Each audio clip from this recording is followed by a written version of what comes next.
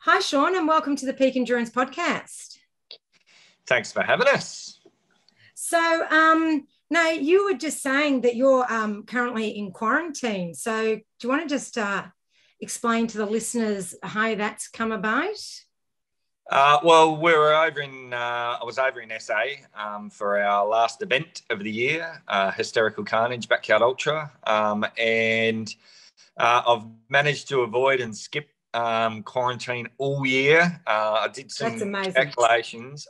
Been to 26 states this year, Huh. and I think 6 or 7 trips individually for those states, and I have not been in quarantine at all until the lucky last trip, and had some staff over there with us. They flew back and they got back in time, and by the time I drove back over the border, because I did a little bit of networking up in the Flinders, and yeah, the border's closed. So day 13 today, one more day. Lucky day 13. Christ, I'm pretty keen to get out, to be honest. I haven't done any running or anything because I can't do the whole thing. So Yeah. I'm a lazy fat bum again, but No, it's just an enforced rest. You'll be back at it soon. sure will. Wednesday. Now, can you just I've tell got an the ultra. I've got an hey? ultra. I've got an ultra this Sunday actually, so Oh, crikey, lucky you're out. should be right. Wow. All righty. Well, can you just tell the listeners a bit about yourself for those of them who don't know you, your athletic background and how you got into running? Yeah, look, I originally started running probably 12 or 13 years ago. Used to do it in school, was half decent in school, and then started the old 5 or 10K business because I was having lots of chronic back problems. I fractured a vertebrae when I was a teenager, and since then have had lots of back problems. And running actually just strengthens it and keeps all the muscles in bay and in check. And so yeah, I started from there, and then obviously worked up and wanted to do a marathon. Ended up doing an ultra marathon first, and How's you doing? then yeah, just got into the long stuff and hate the roads. Well, my body does. Really doesn't enjoy the roads at all, but absolutely love trail running. So yeah, just grew from there. Coast to Cozzy, went and crewed Coast to Cozzy back in 2013 and 2015, I think, and then ran it in 2016. And when I was over there, just seeing the community and what that event is all about, it's a very unique event. And I thought, well, why can't we do, an ultra scene in WA? We only had, I think, 3 ultra marathons or 4 ultra marathons back then. Whereas now I think we've got about 27 or 28 in the state. Not us, not we do, I think 10 or so in WA, 10 or 11. Yeah, and then I guess Ultra Series grew from there. I was just doing it as a hobby. So organised Ultra Series. It was just a hobby. We had a construction company which we're working full time on and just doing some events on the side. We started off with 4 events in the first year. 3 I ran and 1 someone else ran, and we just joined them together. And then after about 3 or 4 years, it just it took off, and so I ended up winding back the construction business. And one day I was just out at an event and realised that I hadn't done everything that I wanted to do because I just didn't have the time. So within 20 minutes, I'd closed completely my construction company. Wow. Got people to take over the jobs that I had booked in, yeah, just went full time from Ultra Series, and that was probably I think middle of 2019 or maybe middle of 2018, middle of 2019. And haven't looked back from there. Obviously, the last couple of years have been pretty testing, but we've been pretty fortunate, based in WA, to have our borders. Our events are still mainly operational for a fair bit of the year last year and nearly all of this year. And then we've branched out into SA towards the end of last year, just as some stuff was winding back there where we had the opportunity to take it over. And yeah, it's just grown from there. It's way bigger already than I ever thought or dreamed it would be. It's probably a lot more work than I ever signed up for, but super rewarding, and I love almost every single minute of it. So Yeah, I mean, that's an awesome story. A couple of questions. First of all, how did you break your back? I don't know. I lived on a Oh, farm. I grew up on a right. farm. So we didn't even know, to be honest, we didn't even know the vertebrae was fractured for many, many, many years later. Yeah. It just started, one incident happened, and then I was just getting physio all the time because I was complaining of a back injury. But it was when, apparently it was when I was 12. Oh, Um, so that's when it all started. But, it's just something on a farm, probably just fell out of a tree yeah. awkwardly. It had cubby houses in the trees and stuff like that. So something like that. It was nothing major at the time, but it just ended up having longer effects, but it's manageable now. So Yeah. That's good. Yeah. I fractured a vertebrae mountain biking, but it's not too bad. It's one of those things that is manageable, isn't it? No, you obviously. So that was your own construction business. yeah, we had a concrete company. So well, it was concrete landscaping. And yeah, we were really successful. We were voted as Perth's best concrete company at the Wow. time. We had as much work as what we wanted, but it just and I loved it. Don't get me wrong, I Yeah. Yeah. absolutely loved it. I really loved it. Worked with some great guys, but this was just something that was always fun, and even more fun than concreting, and we didn't really ever anticipate turning it into a livelihood or anything like that. It was always just a hobby, but it just got so big. Trail running's now the number one fastest growing participant sport in the world, and it has been for a few years now. So, and obviously Australia's well and truly embraced that, and it's just a wonderful family to be involved in. So, But you yeah. must also be really good at running businesses to be able to have two successful businesses. So, Look, don't get me wrong. I've been shit in the past, and I'm still not perfect. But I lost a lot of money on some businesses years ago. Made lots of mistakes, and we're still learning every day now, because yeah, this Ultra Series is going at a pace that we're always trying to keep up with, because it's we like to say yes to as many opportunities as we can. We've pretty much stopped saying yes now, because we're at saturation of what we're capable of doing. But I like to give everything a go, and if you go in it with passion and yeah, good people around you, and also I'm very aware now of my flaws in business. And so I've got some remarkable women that work with us who are amazing at what I'm not so amazing at. Sorry, that's my dog in the background. oh, that's all right. All good. I think recognizing those flaws has turned it into quite a great little model that works pretty well for us. It's still very up and down, because the adaptation of cancelled events or postponed or moving things around. It's been a hard juggle the last 2 years, but. Like I said, I'm really grateful to have had the opportunity, because I know a lot have had it a lot tougher than what we've had it at. So. Yeah. I mean, you have been lucky that you've still been able to have races go ahead, but you've obviously have races in other states. So that would have been tricky with that, I'm guessing. Yeah, well, we ended up, our first event interstate was Hyson in 2020. We committed to taking that on from Ultra Runners South Australia early in 2020, and then of course COVID hit, and so things went haywire for a bit. We ended up, when COVID came, we ended up shutting our doors completely for 6 weeks. So we took 6 weeks off and just shut everything down, just to assess everything. And then when we reopened and relaunched, and it was a really, really cool way of how it all ended up. But we didn't actually open any events, we weren't going to hold any events for 6 months in total in WA.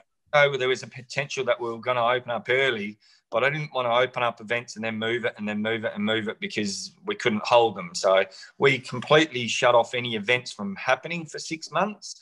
And then in that window, obviously SA was a little bit closer to the action, so to speak, than what WA was. So it was a little up in the air. And then, of course, WA borders were very firmly shut. So I couldn't end up getting to SA. But we were communicating with some great mates that we've had there, and they're like, don't pull the pin on this event. You've got to run it. Everyone wants to be part of it. So we ended up having a team of 6 officials on the ground there that came together along with 99 volunteers and brought the event together in Hyson, and it went from 200 odd runners is the record it ever had, and we had over 400 runners that first year that we took. So that was the first ever event I've run remotely. So I ended up still being race control event director from my office, and was 28 hours on call there, I think it was. Excuse me.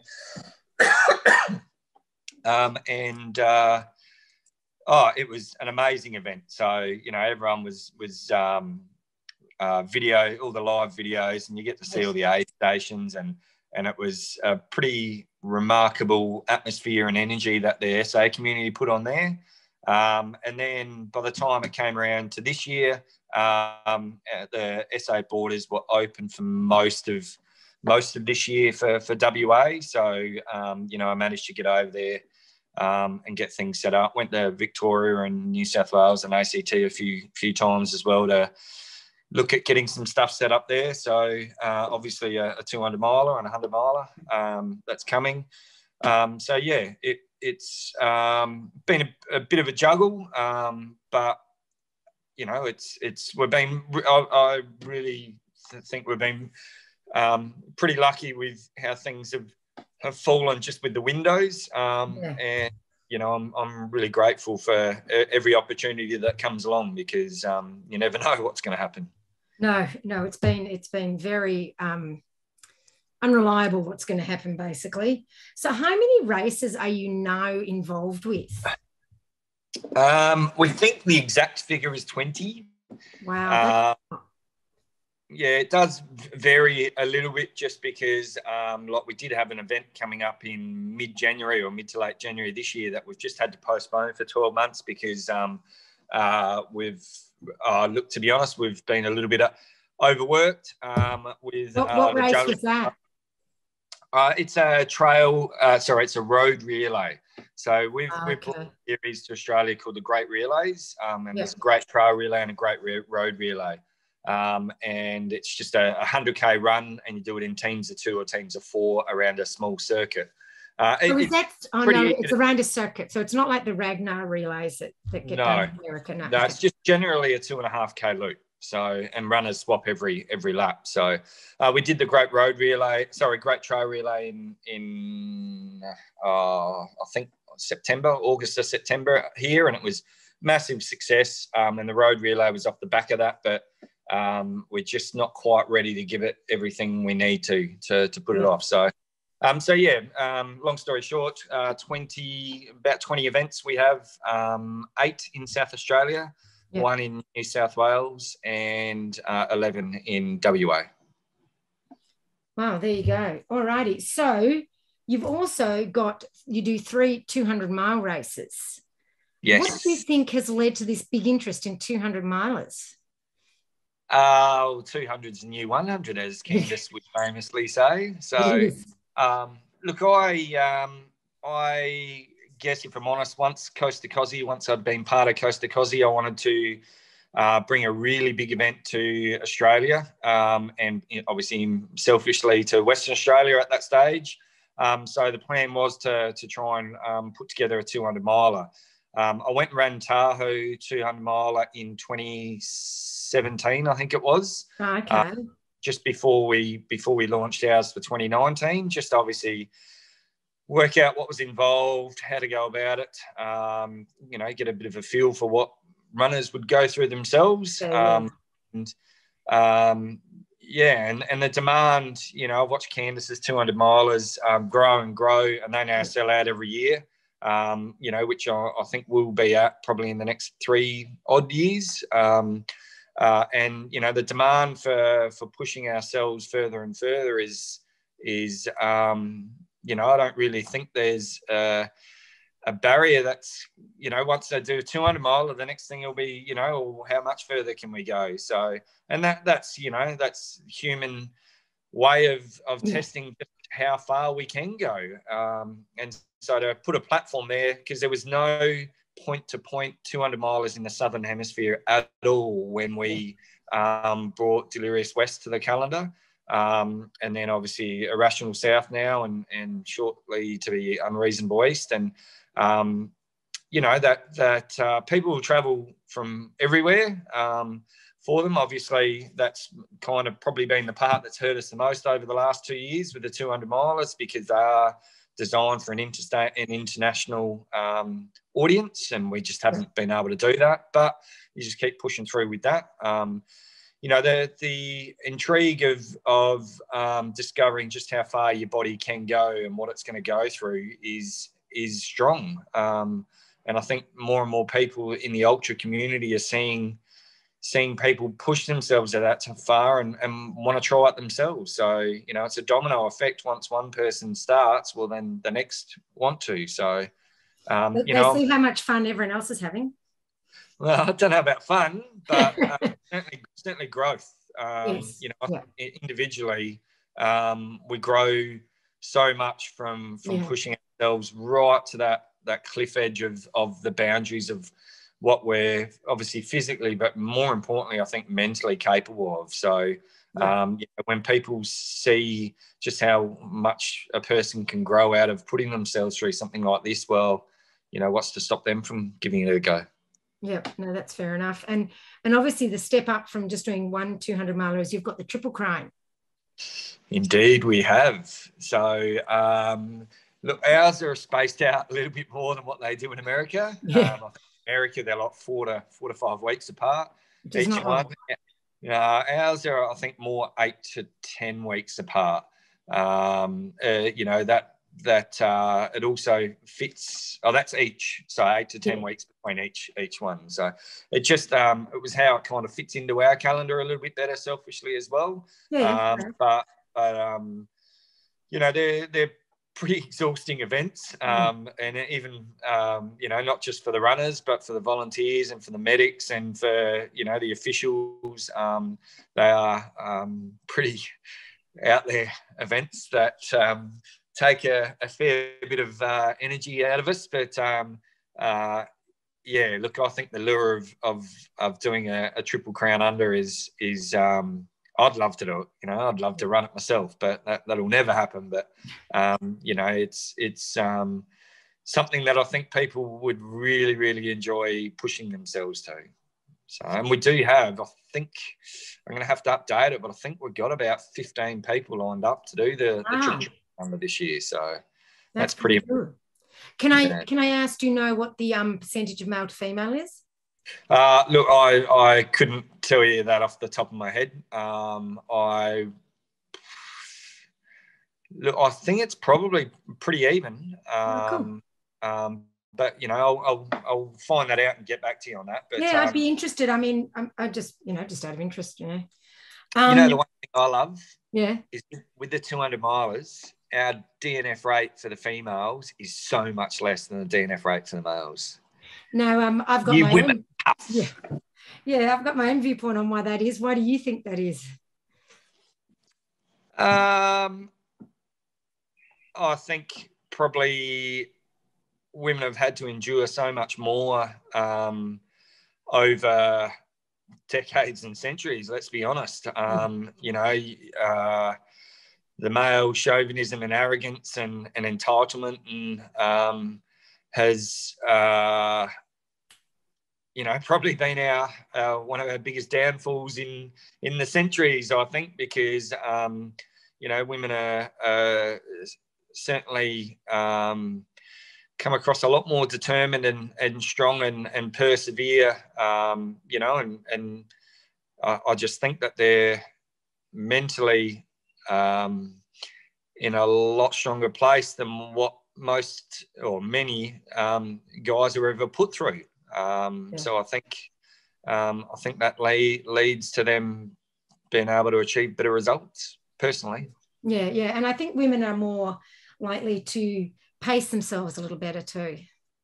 True. Yeah, True. but it's the same reasoning, you know, like they're more patient with their pacing and with themselves, I guess. No, with the borders, from what I originally understood was that the Western Australia borders were shut until April. So, you know, there would be no interstaters able to do the Triple Crown. But you're just saying, just before we started this, that the borders will be opening soon. Do you want to talk to us about that? So actually today we supposedly get an announcement. So the WA borders were, like everyone else, has opened up at 80% double vax rate. We are actually hitting 80% today. But our Premier has said the borders aren't going to open up until 90%. So our tracking is for the 19th to the 20th of January will be 90%. But he's also stated that today, when he makes the announcement, he'll make it on that approximate calculation of when we'll be at that. And then even if we don't get there, they're still going to open up the borders. It'll be, or even if we get there earlier, they're still not going to open the borders until that date. So they've set a date for, let's hope, you know, for about the 20th of January. And that's it. It'll be set in concrete and open from there. And then, look, from there will be restrictions still, and it'll be more like you're going to have to be double vaxxed to get into WA. You probably have to do a COVID negative test, I guess, a couple of days beforehand. But look, I'll obviously keep those affected on the Delirious West page for obviously that's the first one coming up. And what's the date of the Delirious West? How long after the opening date? It'd be a good fortnight at least after. It's about 2.5 to 3 weeks after. I was thinking 3 weeks, but yeah. It'll be close, but thank goodness, because I know, you know, people are dying to get over there. Oh man, we had 92 registered for Delirious West this year, in February, and then obviously we went into lockdown like the week beforehand, even after everyone had opened up, and Victoria were due to open up the day that we went into lockdown. So of course we had a whole heap of Victorians keen to come over, and we've been chatting back and forth that it was all going to happen.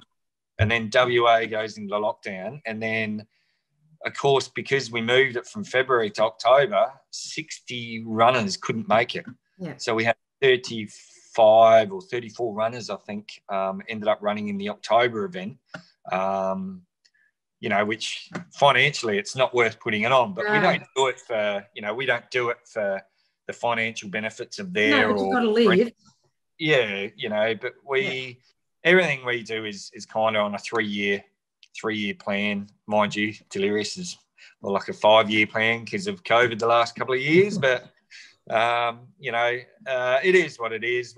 We've had other things that have made it easier for it. The local scene has just boomed, even though the interstate and international events haven't got the fields that they've wanted. The local scene has, and it's it's balances each other out. So in the next 2023, to be honest, is my plan or my hope that everything is just about running as what it should be. So yeah. Well, fingers crossed. Yes, that's right. Because well, let's hope so. Now you've also got the SOS race. Did you want to talk about that one? Yeah, the Sink or Survive is a 500k stage race. That's coming next August, and it's a solo event or a team event all on the Yorke Peninsula. So there's a walking trail over there called Walk the York, and it's exactly 500k. That's awesome. From start to finish. So we've split it up over 7 days. We've never done an event of this sort of nature before, but I guess it's kind of off the back of something like Big Red Run, similar sort of, I guess, design to that. So you'll start and finish each day. You start and finish the stage each day. Then the next morning, we'll reset and start all together again. So every night everyone comes together, and then every morning we start off together at the start of the stage that where it finished the day before. So and stages are between, I think, 40 odd and 99k, I think is the longest stage. Heaps of beach running, dune running, coastal running. It's pretty flat. I think the highest elevation point at one stage is about 155 metres, and that's on day one. So all the rest it's around the most stunning coastline. So it's obviously going to be pretty flat being around along the coast. I think it's maybe only 5,000 odd metres of elevation over the 500k. So that's not much, yeah. It's not pancake flat, but it's certainly not mountains. We're going to finish up in Moonta Bay. There we are looking at putting together a bit of a gift on the Saturday, like the York Peninsula or Ardrossan gift in the main street of the town there. So we're going to close off the main street is the plan. We're still working with the council. They're all for it. We've just got to put the last few pieces together for that, and we'll do a bit of a gift on the Saturday and put some prize money and hopefully get some, fast little SA runners over from Adelaide. And it's only about an hour and a bit from Adelaide where we start. Yeah. So get them to come up for the day on the Saturday, and we'll do a miler, a 1 miler race there, and try and get some fast times, fast runners over there, and hopefully get up a few grand prize money through the local area and through us, and then obviously the big dance starts on the Sunday morning up at Port Wakefield and goes from there. And how many days does that go for? That's 7 days, so it's 5 stages. Wow. And you've got every stage effectively has a 23-hour cutoff. So they've just got to be in by, I think it's 5 a.m. The next morning, and then we start again at 6. Wow.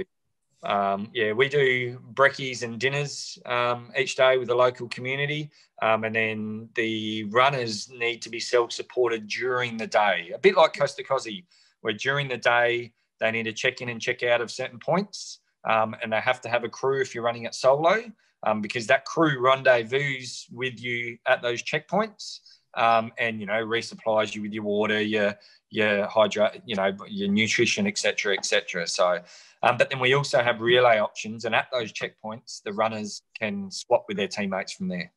Okay, that's different.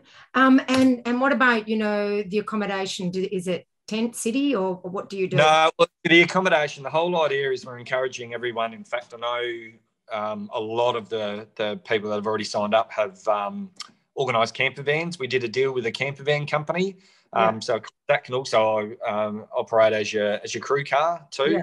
So we'll just be staying in local caravan parks in the camper vans, or local hotels, etc. along the way. So each event, or each stage, finishes, or the village each day is at a accommodation or similar facility. So we all rendezvous back at the accommodation points, and then move on to the next spot from there.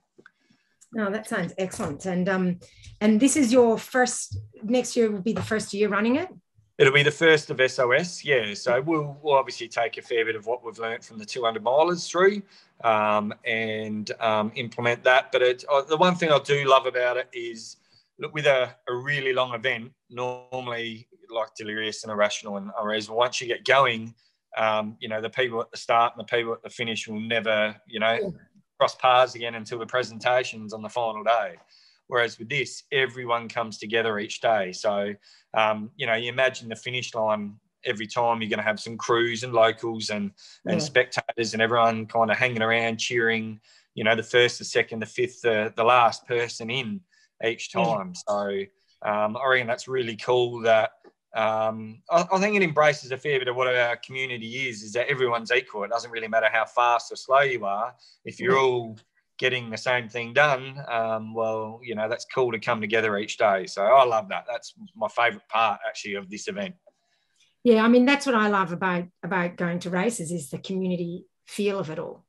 Yep. And it's the same, like the backyard ultra formats are the same because every lap, everyone comes together again. No matter how fast or slow you ran the last lap, if you got it done, you're still there and you're all equal. Yeah. And what is the longest one of your backyards has gone?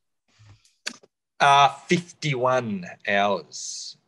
I don't know what that is in Ks. I think 364, 354, 354, something like that, I think it is. Yeah. So, 51 hours. That was Birdie's backyard this year, and no way we thought it was going to be that long because the previous record at Hurdy's was 48 hours a few months earlier, and we had so much rain over August, September, July this year. July was the wettest it's been in not forever, but in a really, really long time. So the course was flooded and we had to do deviations through a little swamp area and stuff like that. And even the swamp was flooded. And so the course was pretty wet, but yet they still got a new record. So wow, that's amazing. Yeah, it was pretty wild. Beautiful course too. Now, what's your favorite type of race to direct? Sort of length, you know?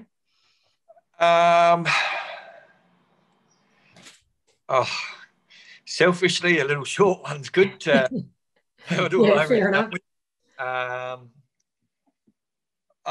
Look,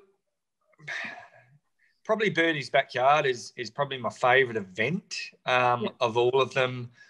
That's got to be closely followed by now this new Hysterical Carnage, just because I grew up in Loxton in South Australia, and that's where the event is. And so, you know, I had some cousins come down and that whole rural country feel there, which I'm a bit of a sucker for, which is what Birdie's backyard's got as well. That's on a mate's private property and a tiny little bit of public land as well. But they've got their own private caravan park on their property around Big Lake. And that's the location down there is just off the charts. And, you know, we have people coming down with semi-trailer campers. Like they've got literally big, you know, the old refrigerated trucks that converted that to campers. There's glamping tents. There's like Taj Mahals of caravans and everything down there. So you got 400 people down there, all set, you know, 200 runners, 200 campers, all set there for this event. It's a pretty magical 3 days. Delirious West is very closely behind that, just because that was, you know, that was the 5-year kind of dream that I had, was to get something like Delirious West up and running, and that's an adventure that every year will always make some new lifelong friends, share some amazing adventures with people, and I'm actually going to be running it this year in February. So I'm in 3 months' time. So 2 months' time. So one and only time I think I'm ever going to get to have a crack at it, because even though we're up around the 100 odd entries this year for that, but next year or 2023, once all the international borders and stuff open, because I get messages all the time from people overseas saying how the border's looking, what's happening. Once 2023 opens, it'll just be too big for me to ever be able to run it. So kind of jumped at the opportunity this year whilst there was a really small window and went, right, I'll give it a crack. So when you're running it, who's going to be race directing? So this year, so we have a team of 4 of us effectively as race controllers or race directors, and they are, well, 3 of them are race directors, and then I was always kind of the event director with an assistant alongside me that just keeps an overall eye of more the back end of it, whilst the RDs, so the team of 3 RDs, they do 12-hour shifts each, and then have 24 hours off to rest and recuperate, etc. And so they all just carry the same phone and they rendezvous each 12 hours, and then they work with obviously the team of medics that we've got, and then all the aid people, etc., and the sweepers. And then so that same 3 team will be running it this year as the race directors still. So they're obviously all experienced. They've been doing it for a few years, or some have been doing it for a few years. And then as far as the ED role goes, Simone Watkins, who works alongside me as my assistant at Ultra Series anyway. She's been down there, has been running the volunteer side of things for the last year or two down there, and been working it. And she does some RD roles for us for some of our other events too. She's going to run the ED side of things because she organises a fair bit to do with the event anyway. So she does so much of the organisation with it. And then Michelle Hanlon from South Australia is going to come over. She's one of our RDs for Irrational South. And she's now actually on board as staff in SA. She's coming over to help Simone. They worked alongside each other at Hyson as RDs there. So she's coming over to run it with Simone. Simone pretty much runs Ultra Series anyway. So I just do what I do, and she's the one that makes everything happen. So she's got it well under control. Well, I mean, that's great to have a great team around you to very much. Yeah. And so how's the training going other than your quarantining? I'm not a big trainer. My 50K and marathon PB came off of 3 months of no running, and I went and did a 50K and set, well and truly new PBs. But I actually have done more ultras this year than I've done in a long time. So I haven't done a lot in between the ultras, but I did a 100-miler last month. Which one? Feral Pig. Okay. Feral Pig, it's a hard ultra. It's a very hard ultra. Yeah, so I got to 124K in 19 hours, and the last 36K took 9 hours. Ooh. Yeah, it is impossible to run at night. It's just super technical up and down, and I'm not. I used to run obviously lots at night and used to run lots, but I haven't run lots at all. I fell over 7 times at this event, which is like a new record by double. I just really, really technical steps, rocks, boulders for a big part or for quite a big section of that, and it's just so slow going. And I was rooted. I was so tired. So and you stop lifting your feet, then, don't you? Yeah. So. Oh man, I wasn't lifting my feet from the start. That's my issue. So. I'm not quite the lean, mean running machine that I once was in my prime, but I ran solitary. I got that open a window when I was over in the Blue Mountains earlier this year, and I did 134 at a 24-hour run this year. I did a 50K, and I've got 6-inch on this Sunday. So look, don't get me wrong, I'm not going to be setting any records or anything like that, but I'm obviously doing it to get another 200 mile under my belt, and obviously it's a really important event to me. So to see it from this side of the fence as well will be pretty cool. So I'll probably be somewhere between 80 and 90 hours, I suppose. It won't be fast, and it'll be pretty ugly in lots of times, but I'll get to share it with my folks and my super crew that came over to Tahoe. My auntie Heather and her partner, she also came and crewed for us at Tahoe in California. She's been our head medic for 200 milers for the last 3 years. So she's actually going to be on my crew this year. And then I got my wife pacing for us, and also another really great here pacing as well. So, well, I mean, you say you don't train, but you seem to have busted out a few long runs, so you must do some training. Look, I'm not. I think maybe I've done 1,000K for the year or 1,100K for the year.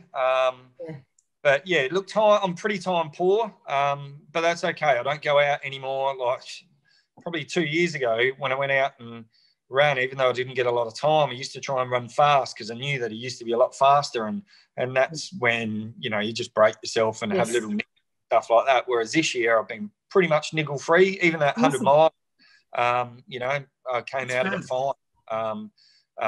But I'm just not a fast runner anymore, and that's okay. I'm happy with that. If I want to be fast, then I need to give up, events and give up something that's more important than I'd rather put on these events and give up my ability to have results that I'd ideally love to smash out. But if I can put on a platform where so many other people can smash them out, well, then that's far more rewarding for me. So, I'm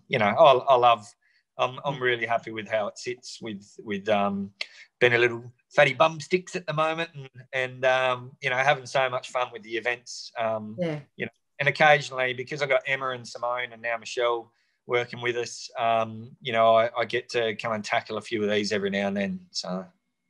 Yeah, so I'm assuming from what you're saying that the life of an RD is a very busy one, because basically you work all hours, don't you?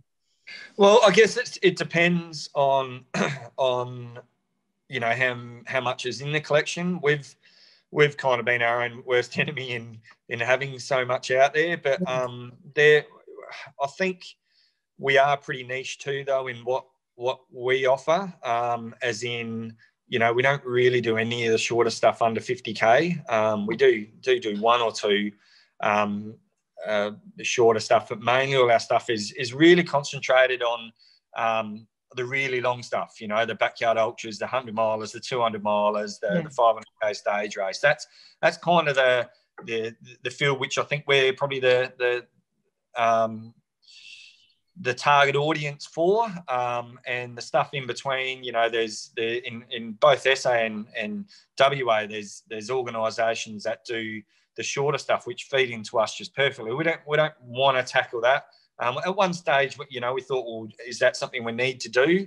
But it was kind of just crossing over what other people were already doing really good, and we've discovered that the longer stuff is what we seem to have worked out pretty well. And if we're going to do as much as what we're going to do, it is going to take a lot of time. We do now really try to do Monday to Friday when we don't have events on, but of course we've got events every 2 to 3 weeks, so that's a bit difficult. And when you do have an event of a backyard nature or a 100 mile or a 200 mile of nature, they are, they throw you out for a week afterwards as well, because just your sleep's negligible. But